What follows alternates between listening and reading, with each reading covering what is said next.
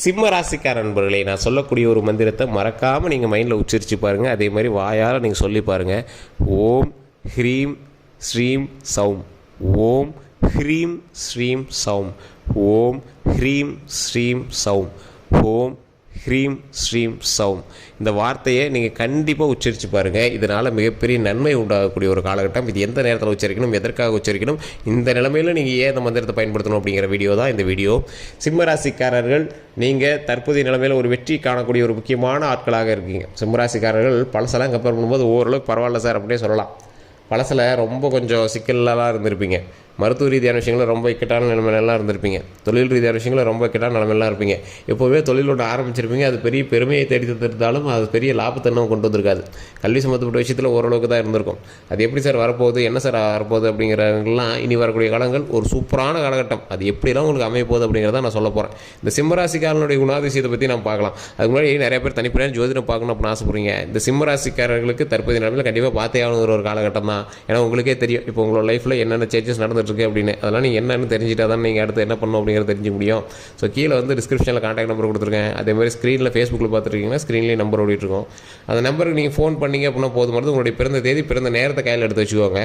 பிறந்த ஊரை கையில் வச்சுக்கோங்க. அதை எடுத்து அவர்கிட்ட சொன்னீங்க அப்படின்னா ஆட்டோமேட்டிக்காக ஜோதிடத்தின் மூலமாக உங்களுக்கு என்ன நடக்க போகுது, ஏது நடக்க போகுது, தசாபுத்தி என்ன பண்ணுது, கிரகங்கள் எங்கே பார்க்குது அப்படிங்கிறது எல்லாமே A to Z சொல்லிடுவார். பிரபல ஜோதிடர் நம்பர் தான் கொடுத்துருக்கேன். மறக்காமல் அந்த நம்பருக்கு ஃபோன் பண்ணி உங்களுடைய ப்ராப்ளத்தை சொல்லி சால்வ் பண்ணிக்கோங்க. அதே மாதிரி இந்த சிம்மராசிக்காரர்கள் பண்பு நலன்களில் சிங்கம் சார். சிம்மராசி அப்படின்னாவே காட்டுக்கு ராஜா.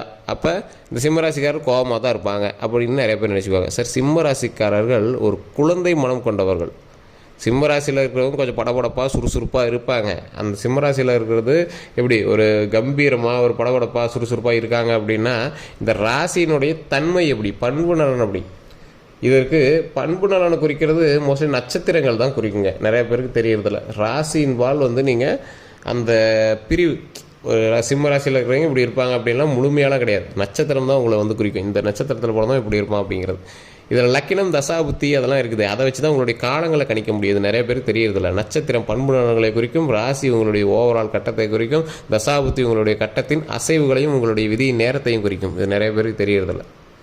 ஸோ இப்போ இருக்கக்கூடிய சிம்ம ராசிக்காரர்களுக்கு தற்போது வாழ்ந்துட்டு இருக்கிறவங்களுக்கு ஒரு 4 பிரிவாக பிரித்து சொல்லணும் அப்படின்னா, குழந்தைகளுக்கு ஜோதிடம் பார்க்கணும்னு அவசியமே கிடையாது. நீங்கள் ஜோதிடத்தை பார்த்து மனசை குழப்பிக்க தேவையில்ல, ஓரளவு பரவாயில்லையே இருக்கும். அடுத்து இருக்கக்கூடிய 3 பிரிவு வாலிபர்களாக இருக்கிறீங்க அப்படின்னா, ஒரு 18 வயதுலேருந்து 25 வயது வரைக்கும் இருக்குங்க அப்படின்னா, உங்களுக்கு தற்போதைய நிலைமையில் 25ல் 30 வயதுன்னு கூட வச்சுக்கோங்க. அவங்களுக்கு இப்போ எப்படி இருக்குது அப்படிங்கிறத அப்படியே ஒவ்வொரு ஸ்டெப் பை ஸ்டெப்பாக பார்த்துட்டு தரலாம்.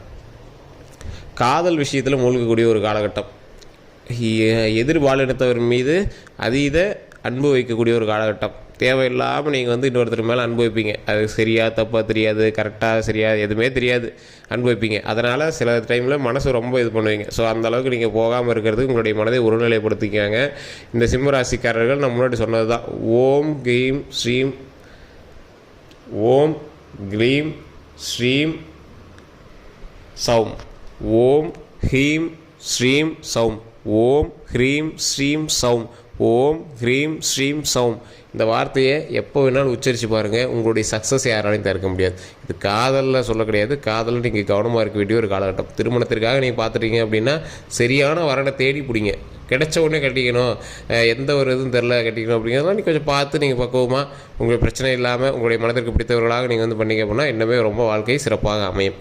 அதே மாதிரி 30 வயதுக்குள்ளே இருக்கிறவங்களுக்கு ஒரு சரியான தொழில் யோகம் அமையக்கூடிய ஒரு காலகட்டம்.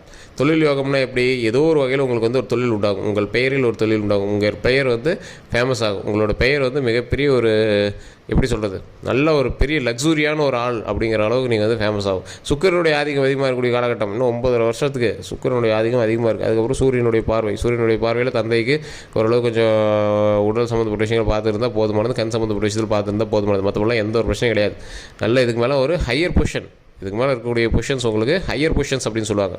அந்த அளவுக்கு இருக்கக்கூடிய இந்த ராசிக்காரர்கள் வரக்கூடிய நாட்களில் இனி ஒரு சுபயோகமான சுப தினத்தில் நீங்கள் தொடங்கக்கூடிய ஒவ்வொரு தொழில்களும் சரி, திருமணமும் சரி, உங்களுக்கு பிறக்கக்கூடிய குழந்தையின் மூலமாகவும் மிகப்பெரிய நன்மை உண்டாகக்கூடிய ஒரு காலகட்டமாக அமைய போகுதுங்க. திருமணத்திற்காக பார்த்துட்டு இருக்கிறவங்களுக்கு திருமணம் அமையக்கூடிய ஒரு காலகட்டம். கரெக்டாக இன்னொரு 12 நாட்கள் நீங்கள் வெயிட் பண்ணிங்க அப்படின்னா ஸ்டெப்பே எடுக்க ஆரம்பிச்சிருவீங்க. இந்த திருமணம் ரெடி ஆயிடுச்சு சார், குழந்தைக்காக வெயிட் பண்ணிட்டு இருக்கோம், ரொம்ப வருடமாக இருக்குது அப்படின்னா மேல்மலையனூர், பழனி இந்த 2 கோயிலுக்கும் போயிட்டு வாங்க. அமாவாசையில் போனால் அதெல்லாம் எதுவும் கிடையாதுங்க. பழனிக்கு போனீங்க அப்படின்னா மட்டும் உள்ளே வந்து விபூதி கொடுப்பாங்க. அந்த விபூதி வந்து வாங்கி நீங்கள் வந்து டெய்லி பூசிக்கிறது அந்த மாதிரி பண்ணுங்கள். நடந்து போயிட்டு வாங்க. பழனிக்கு வேர்க்கணும், உடம்பு வேர்த்து மேலே போயிட்டணும். பழனியுடைய கான்செப்ட் நிறையா பேருக்கு தெரியறதில்ல.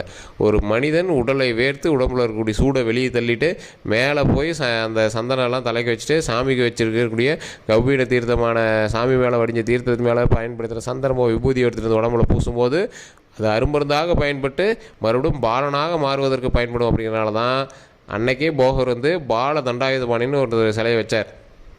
தன்னுடைய புலிப்பாணியான சீடனை குருவாக ஏற்றுக்கொண்டு தன்னுடைய இளமையை திரும்ப பெறுவதற்காக பாலனாக மாறணும் அப்படிங்கிறதுக்காக பால தண்டாயுதபாணி அப்படிங்கிற சிலையை அந்த சிலையை உருவாக்கினார். அது ஒரு கான்செப்ட் பெருசாக போகுது, நிறைய பேருக்கு தெரியறதில்ல. ஸோ அவங்க கண்டிப்பாக பழனிக்கு மேலே போய் வணங்குங்க. அதுக்கு முன்னாடி பழனிக்கு கீழே திரு ஆவினங்குடி அப்படிங்கிற கோயில் இருக்கும். குழந்தை வடிவம் அங்கே தான் இருக்குது. மேலே இருக்கிறது பாலன், கீழே இருக்கிறது குழந்தை, ரொம்ப குழந்தை, அப்படியே பிறந்த குழந்தையிலேருந்து கொஞ்சம் வளர்ச்சியானது. ஸோ அந்த இடத்துல போய் வணங்கிட்டு அதுக்கப்புறம் மேலே போய் முருகர் வணங்கிட்டு வாங்க. குழந்தை இல்லாத தம்பதியினர் அங்கே போயிட்டு இருந்தீங்க அப்படின்னா கண்டிப்பாக குழந்தை கிடைக்கும். திரு ஆவினங்குடி கீழே இருக்கிற முருகர் கோயிலை வணங்கிட்டு அப்புறம் மேலே போயிட்டு வாங்க. ரொம்ப தூரம் நாள் பழனிக்கு அடிவாரத்துலேயே தான் இருக்குது. அந்த விநாயகர் கோயில் ஏறுவோம் பார்த்தீங்களா, முன்னாடி ஆர்ச்சி இருக்கும் பார்த்தீங்களா, அந்த ஆர்ச்சிக்கு நேராக ஆப்போசிட்டில் பாருங்கள் கடை வீதியே இருக்கும். அந்த கடை வீதிக்குள்ளே போனீங்க அப்படின்னா டேரெக்டாக அந்த கோயிலுக்கு தான் போகும்.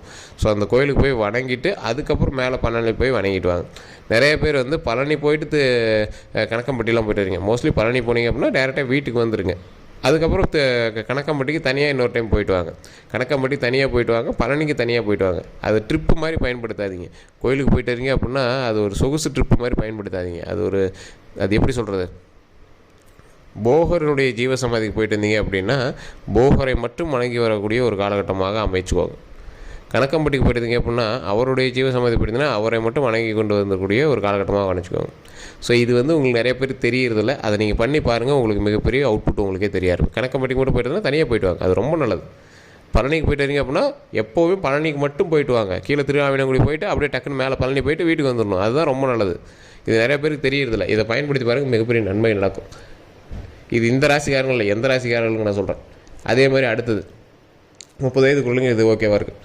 30 வயதுக்கு மேற்பட்டவர்களுக்கும் 60 வயது வரை உள்ளவர்களுக்கும் ஓரளவு உடல் ரீதியான விஷயங்களை சரி பார்க்கணும். 30 to 45, 45 to 60க்கு மேற்பட்டவர்கள்.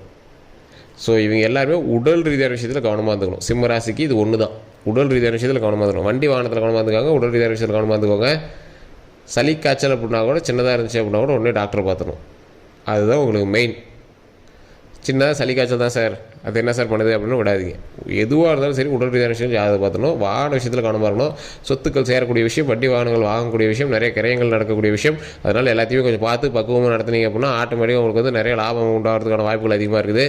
தொழில் ரீதியான விஷயங்களில் ஓரளவுக்கு முன்னெச்சரிக்கையாக முன்னெடுப்பு எடுத்தீங்க அப்படின்னாலும் ஒவ்வொரு ஸ்டெப்பாக எடுத்து வைங்க. ரொம்ப அதீத முதலீடு போட்டு எதுவும் பண்ண வேண்டாம். ஒவ்வொரு ஸ்டெப்பாக பொறுமையாக எடுத்து வச்சிங்க அப்படின்னா மிகப்பெரிய ஹைலைட்டான விஷயங்கள் நிறையாவே நடக்கும்.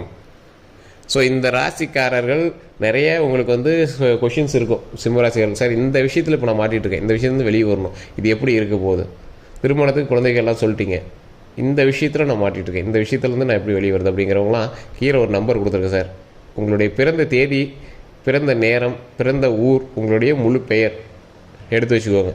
எடுத்து வச்சுட்டு இந்த நம்பருக்கு ஃபோன் பண்ணுங்கள். இந்த விஷயத்தை சொல்லுங்கள். சொல்லி நீங்கள் வந்து கேளுங்க. அப்படி இல்லைனா இந்த விஷயத்துக்காக வெயிட் பண்ணிகிட்ருக்கேன், இது நடக்குமா அப்படிங்கிற விஷயத்த மைண்டில் வச்சுட்டே உங்களுக்கு வந்து கேளுங்க. ஆட்டோமேட்டிக்காக எட்டு சொல்லிடுவாங்க. சகோதரிகள் உங்களுக்கு வந்து ஓரளவு செட் ஆக மாட்டாங்க. மோஸ்ட்லி உங்களுக்கு சகோதரிகளே இருக்கிறதுக்கான வாய்ப்புகளும் கம்மி தான். அப்படி இருந்தாங்க அப்படின்னாலும் உங்களுக்கு பயன்படாத வகையில் தான் இருப்பாங்க. ஏன்னா சிம்ம ராசிக்காரர்கள் ஒருத்தரே ராஜா, ஒருத்தரே மந்திரி. ஸோ இந்த ராசிக்காரர்களை பொறுத்த வரைக்கும் மற்றவங்களாம் இருந்தாங்க அப்படின்னா சும்மா டைம் பாஸ், அவ்வளோதான். உங்களால் தான் அந்த விஷயமே எதுவுமே நடக்கும்.